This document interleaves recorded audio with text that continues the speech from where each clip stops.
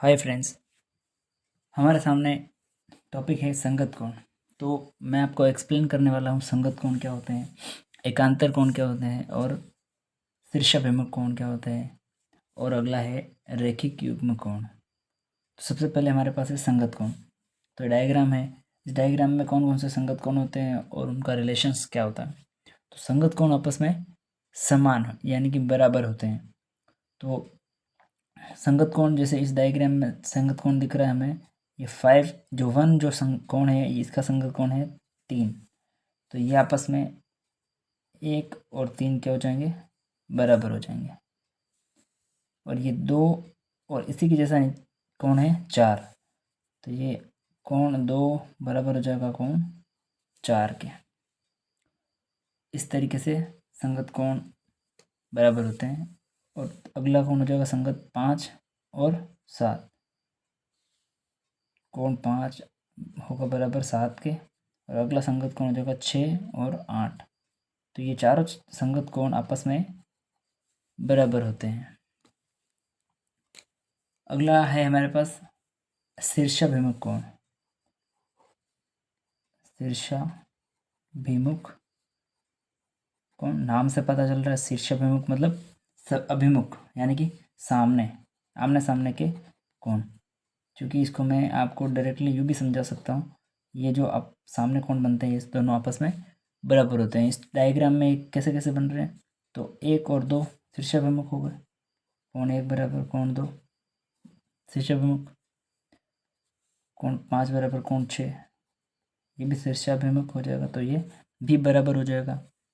कोण 3 बराबर कोण 4 ये भी बराबर, कारण है शीर्षाभिमुख।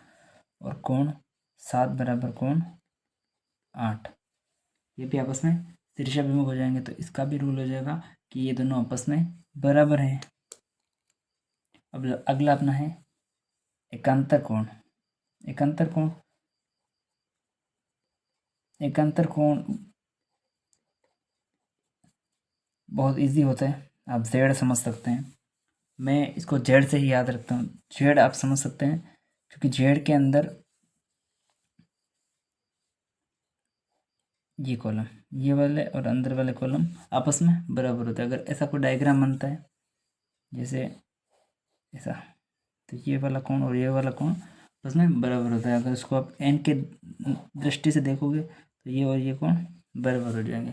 तो ये होता है एकांतर कोण। तो इस डायग्राम में ये लाइन यूँ होके ऐसे जा रही है, उल्टा जेड बन रहा है, तो ये 7 और 6 आपस में एक दूसरे के बराबर हो जाएंगे। तो कोण 6 बराबर कोण 7 हो जाएगा, एकांतर कोण हो जाएगा। और एक ये लाइन ये होके इधर जा रही है, तो 1 और 4 आपस में एकांतर कोण के हिसाब से कोण 1 और कोण 4 बराबर हो जाएंगे। तो इस तरीके से ये सारे संगत कोण होते हैं, शीर्षाभिमुख कोण होते हैं और एकांतर कोण होते हैं। आखिरी में है, हमने टॉपिक लिया है रैखिक युग्म कोण। रैखिक युग्म, इसमें भी नाम से पता चल रहा है रैखिक युग्म कोण, यानी कि अगर किसी सरल रेखा पे जो कोण बनता है वो होता है 180 डिग्री का, 180 डिग्री। अगर उस कोण को हम 2 भागों में या 3 भागों में बांट दें, जैसे कि ये ए हो जाएगा, ये बी हो जाएगा और ये सी हो जाएगा, तो इन तीनों का मान 180 डिग्री के बराबर ही होगा। ये होता है रैखिक युग्म कोण। तो ये इस तरीके से हम इन कोणों को समझ सकते हैं, और ये कोण हमारे जनरली सारे क्वेश्चंस करने में बहुत हेल्पफुल होते हैं। तो उम्मीद है कि ये आपको समझ आ गए होंगे संगत कोण, एकांतर कोण, शीर्षाभिमुख कोण, जो कि आपके पढ़ने में हेल्प करेंगे। तो वीडियो अच्छा लगे तो सब्सक्राइब ज़रूर करें। Thank you.